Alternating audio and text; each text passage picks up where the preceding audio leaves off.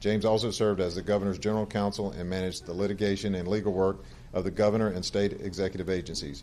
Previously, James served as a senior advisor and counsel to the U.S. Secretary of Commerce, Wilbur Ross, and he began his career as a litigation associate at Jones Day's Washington, D.C.'s office. James is an adjunct professor at Florida State University College of Law. James and his wife Jean co-teaches religious education classes at the St. Thomas More Co-Cathedral in Tallahassee. They are proud parents of their 3 children. And I have to say, he is one of my bosses, and if you don't know how we are set up here in the state of Florida, we have a governor, and we have 3 other cabinet members that are all elected officials. So as a commissioner of FDLE, I have 4 bosses. 6 if you count the Speaker of the House and the Senate President, but 4 bosses that I have to attend to. So we are a cabinet agency, where a majority of them are secretaries. They answer directly to the governor. I answer to the cabinet. So with that, Attorney General Uthmeier is an elected official. He's appointed in this position, but he will be running for office in the near future. So that's how we're structured in Florida. It's a little different than most states, but I will tell you it works great for us. And especially in our area of FDLE, not only do we do a lot of violent crimes and major drugs, I also had to do all the public integrity cases that go out throughout our state. So there's a lot of checks and balances through our state, and the Attorney General is he's a fine man. He's a real good man, and I'm proud to serve with him. I know we're waiting on him to come across the door, so I'm just going to keep ad-libbing a little bit here, but a little history. Anybody got any questions while we wait? Right here? Okay. Anyway, without further ado, I would like to recognize the Honorable James Uthmeier, Attorney General for the state of Florida. Sir, it's your show.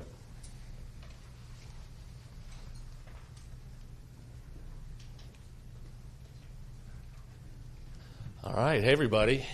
This is like a drug cartel's worst nightmare right here. Well, glad to have you. It's great to have so many drug enforcement officers, law enforcement officers here in the great state of Florida, what we call the Free State. But I tell everybody, the Free State of Florida does not mean you get to do whatever the heck you want. You don't have the right to do wrong here in Florida. You got the right to live your life, raise your family, visit and enjoy our wonderful environment and beaches. But if you get into trouble, we will hold you accountable down here. So I'm just about my 3rd month on the job here. I'm still fairly new as AG, but it's been an honor. We're working hard. We're delivering results every day, and I will tell you the best aspect of this job is to get to work hand in hand with law enforcement each and every day. You guys do the Lord's work. The drug overdose crisis is something that's been raging for a long time, and I think it always will be, and that's why your continued work is so important. Today we see fentanyl, which is the worst we've seen, and before that it was opioids, and before that it was heroin and cocaine. But what we see today that is so scary is the target. Drugs are now targeting people from 8 years old to 80 years old. It's in gummy bears, it's in candy, it's in colorful packaging. It's targeting our kids, it's targeting our elderly, it's targeting everybody. And the chemical components have made it not just a profitable way to get things into the country, but also a new way for our foreign adversaries to wage warfare on our country, to go after our kids, to go after our families. This is the new era of warfare. It's less so planes and more so coming in at the southern border, seeping its way into our communities, and terrorizing good everyday Americans.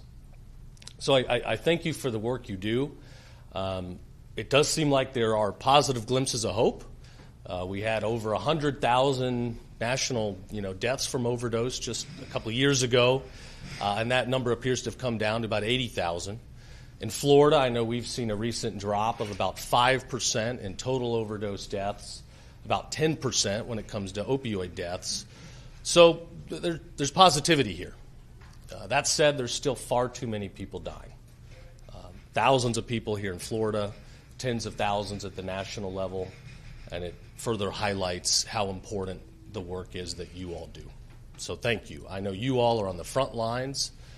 You even at times don't know if you yourself might get exposed to the dangers of some of these hazards, but you do it anyway. and the country thanks you for it. Here in Florida, the last few months, we've been busy right out of the gate since I got in office.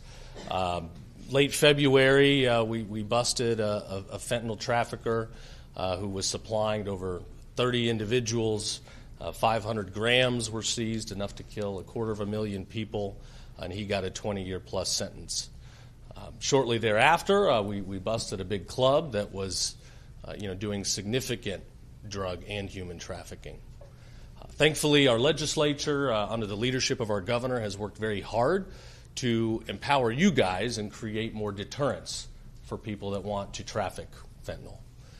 We have passed legislation to heighten the criminal penalties and also make it easier for prosecutors to charge people with murder and attempted murder where you have a death related to a fentanyl overdose. These are the things that we've got to do to have your backs. And I hope as we're working with our partners in other states that they're doing the same thing. And in Florida, at the end of the day, we have to have prosecutors that are going to put people away. And where prosecutors don't want to do their job, where they don't want to follow the law, where they want to have non-prosecution agreements, we hand them a brown box and show them the door. And our governor, thankfully, has proven time and again that he will use his constitutional authorities everywhere necessary to suspend people from office if they do not want to do their job. You all put your lives on the line. You stick your necks out. You do the Lord's work, and the least we can do as attorneys, as prosecutors, is have your back. I've got a family friend, a close family over in Panama City, and they have a daughter about my age who was a good student, top of her class, not somebody that was out partying, active in her church, and unfortunately she lost her life a couple of years ago. Was doing some marijuana for an early time. I don't know if it was the first time, but this was not the type of individual that did that, and didn't realize that it was laced with fentanyl. And it has wrecked that family. I mean, this is a family that was not used to tragedy, that was not used to hardship. Of all the people that were going to have a drug-related issue, this was not that family. And I think this example, it's not unique. There are others like it, and it shows how widespread and dangerous this crisis really is. So in Florida, we're going to continue to have your back. We're going to fight every day to give you the resources you need. And we're also going to try to, nip it at the bud on the outset. Because at the end of the day, we can fight on the back end all we want. But we're not solving the problem by continuing to mop up a leak if we don't fix the loose faucet. And so we believe in educating and empowering. We've rolled out the first fully funded universal school choice plan that allows parents to receive funds. The dollars go to the backpacks and they can be steered to the school that best meets the needs of that student. And it doesn't matter income demographic, it applies to everybody. We're going to educate, we're going to empower, and then we are going to provide the resources to law enforcement so that they can do the job. We've been blessed. We've had a lot of law enforcement officers from around the country that have wanted to move here, and I'm not trying to pick people off from other states right now. We need you where you're at. But where people don't want to back the blue, where they don't care about rule of law, we will recruit officers here. We've got great bonus programs, and we're continuing to have a 50-year crime low because we've got leaders that understand the importance of keeping the streets safe.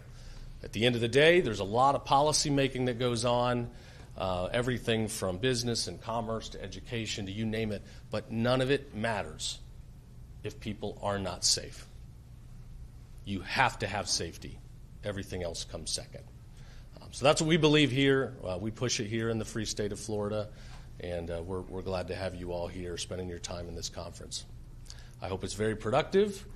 Let us know if we can do anything to be helpful to you. If you're coming from another state, we're happy to share our playbook. We don't have all the answers, but we've certainly learned a lot, and I believe we're tip of the spear, leading the country when it comes to combating fentanyl and the drug epidemic. Thankfully, too, we now have a closed southern border.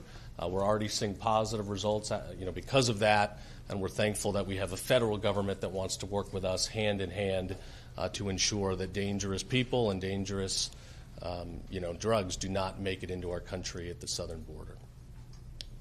So I'll leave you with this. Our motto in the AG's office here is to do what's right and just every day. If you're doing that in your work, everything else will take care of itself. So thank you. God bless you. Enjoy your time in Florida.